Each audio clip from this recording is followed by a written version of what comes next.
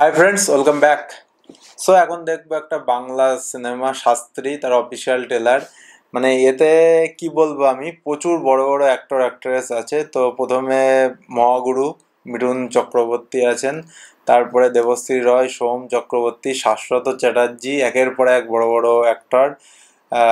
তারপরে রজতাভ দত্ত, অনির্বাণ আছে, কৌশিক সেন আছে, এবং যে নামটা না বললেই নয়, আমার খুবই পছন্দের অ্যাক্টর অনির্বাণ চক্রবর্তী। উনি অবশ্যই মানে কি বলবো, ওনার অ্যাক্টিং খুবই ভালো লাগে আমার।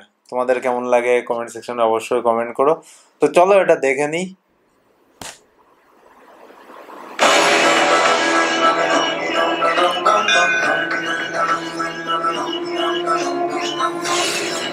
সেই লুক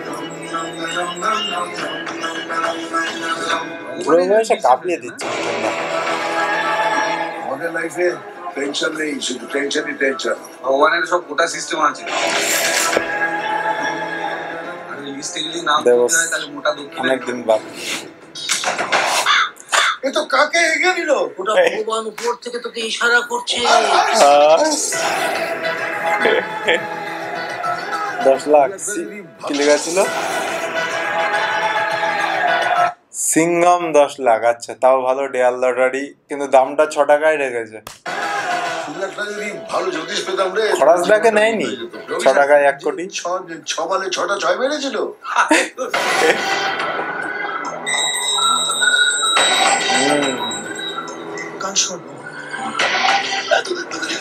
বেস্ট ভিলেন এক সময়। আমরা দাগ ফেলে দিয়েছে চরিত্রের দাগ। কেউ তো কোলে পা তুলে দিল। What was that? ও মানে বাবা ছেলের একটা বিশাল বড় অ্যাক্সিডেন্ট হয় এখানে। যাতে তোমার ঘুম ভাঙে। তুমি তো আগে কালের ঘেরাটো বেঁকে নিলে।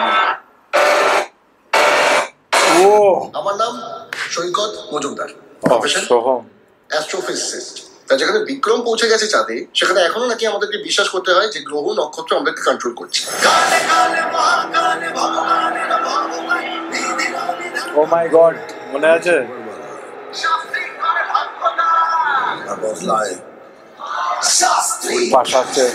Parimal Shastri is back. থেকে পাবলিক সাপোর্ট সরিয়ে নিলে ওর হীরক রাজ্য এবং মুখস্থলে দুটোই বন্ধ হয়ে যায়। কি লুক দিয়েছে। সৈকত, এদের হাত অনেকটা বড়। লোকে যদি ভিলেন ভাবে ভাবো, সেই পা তুলেছিল, সেই মজাটাই আলাদা। তুমি বদলে গেছো। সময় বদলেছে। আগে হাত পেতে চাইতাম, এখন হাত উল্টো করে আশীর্বাদ ওরা টাকা দেয়। রজতাভ অ্যাসিস্ট্যান্ট।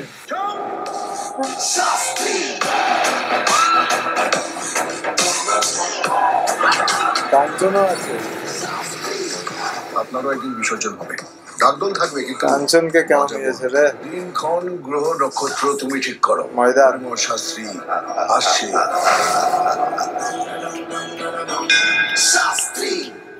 মানে মিঠুন দা এই বুড়ো বয়সেও একের পর এক মানে কাঁপিয়ে দিচ্ছে, জাস্ট যেটা না বললেই নয়, একদম কাঁপিয়ে দিচ্ছে। এবং দারুণ লাগলো কোথাও না কোথাও। মানে এই যে ভণ্ডামি, হস্তরেখা এর বিচার, তার একটা প্রভাব এতে দেখা যাবে। এবং আমার তো ট্রেলারটা দারুণ লাগলো, বিশাল বড় হিট সিনেমা হতে চলেছে। তোমাদের কেমন লাগলো কমেন্ট সেকশনে অবশ্যই কমেন্ট করো। আর প্রচুর ভারী ভরকম অ্যাক্টর অ্যাক্ট্রেস, অনেকদিন বাদে সবাইকে একসাথে দেখে সত্যিই ভালো লাগছে।